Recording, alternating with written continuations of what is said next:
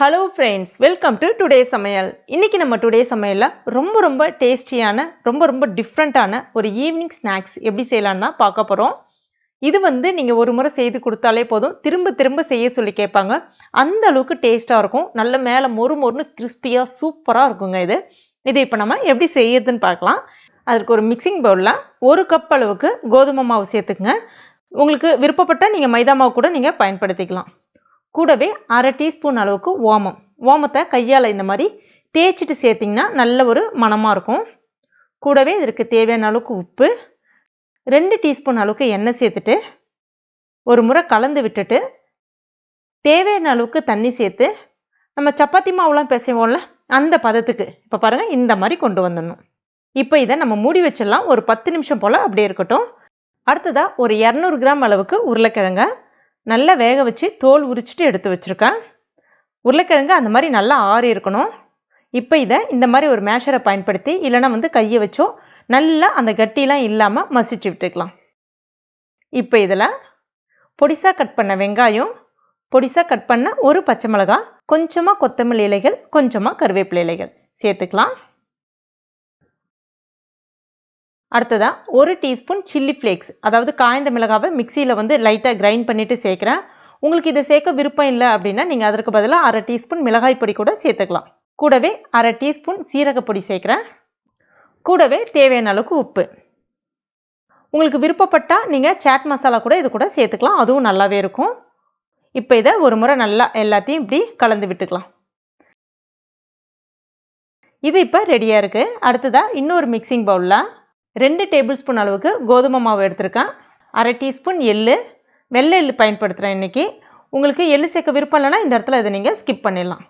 தேவையான அளவுக்கு, அதாவது அதுக்கு தேவையான அளவுக்கு மட்டும் உப்பு சேர்த்துட்டு கொஞ்சமாக தண்ணி சேர்த்துட்டு கட்டிலாம் இல்லாமல் ரொம்ப தண்ணியாகவும் இல்லாமல் ரொம்பவும் திக்காகவும் இல்லாமல் இந்த பதத்துக்கு மாவு நம்ம கரைச்சி எடுத்துக்கணும். இப்போ பாருங்கள் இந்த மாதிரி இருக்கணும். இது அப்படியே ஒரு வாரம் இருக்கட்டும். இப்போ 10 நிமிஷம் ஆயிடுச்சு. மாவு பாருங்கள் நல்ல சாஃப்டாக இருக்குது. இது இப்போ நம்ம ஒரு தடவை அழுத்தி இப்படி பிசைஞ்சு விட்டுக்கணும். அடுத்தது அதுலேருந்து ஒரு மீடியம் சைஸ் பால் மட்டும் எடுத்துட்டு கொஞ்சமாக மாவு போட்டு நம்ம அழகாக சப்பாத்திலாம் விரிப்போம்ல அந்த மாதிரி விரிச்சிக்க வேண்டியதான். விரிக்கும் போது ரொம்ப திக்காக இல்லாமல் அதே சமயத்தில் ரொம்பவும் தின்னாக இல்லாமல் மீடியமாக பார்த்து அழகாக விரிச்சிக்கங்க.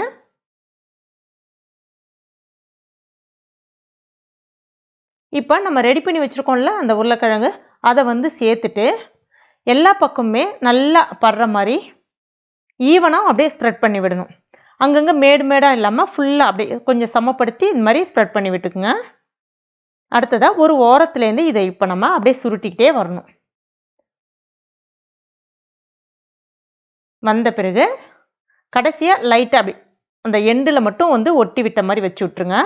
அடுத்ததாக கத்தியை பயன்படுத்தி இந்த மாதிரி சின்ன பீசஸாக நம்ம அழகாக கட் பண்ணிக்கலாம்.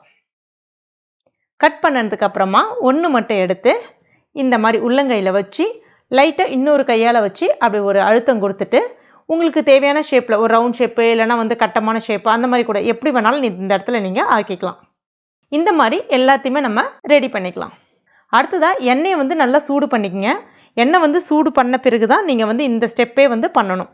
அதாவது மாவு கரைச்சி வச்சிருந்தோம்ல அதில் ஒன்று இப்படி போட்டுட்டு ஸ்பூனாலே அழகாக அந்த லைட்டை அப்படி வடிகட்டின மாதிரி எடுத்துட்டு அப்படியே ஸ்ட்ரெயிட்டாக நம்ம எண்ணெயில் போட வேண்டியதான். உங்களுக்கு இந்த மெத்தட் கஷ்டமாக இருக்குது அப்படின்னா நம்ம பஜ்ஜிக்கெலாம் டிப் பண்ணி எடுப்போம்ல அதே மாதிரி தான்.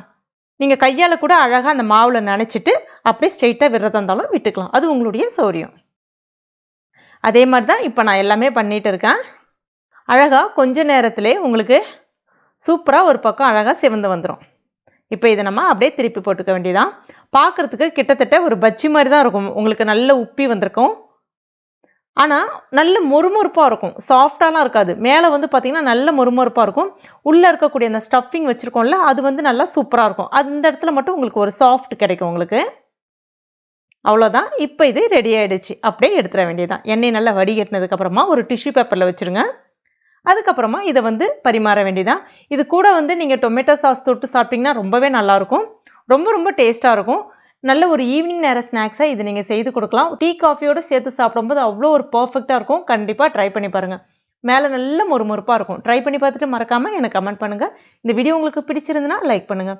உங்கள் நண்பர்கள் மற்றும் ஃபேமிலி மெம்பர்ஸ் கூட மறக்காமல் ஷேர் பண்ணிக்கங்க. மேலும் இது போன்ற டேஸ்டி ரெசிபிகளுக்கு நம்ம டுடே சமையல் இது வரைக்கும் நீங்கள் சப்ஸ்கிரைப் பண்ணலன்னா உடனே சப்ஸ்கிரைப் பண்ணிங்க. கூடவே மறக்காமல் அந்த பெல் நோட்டிஃபிகேஷன் சிம்பிளையும் ப்ரெஸ் பண்ணிங்க. தேங்க்யூ.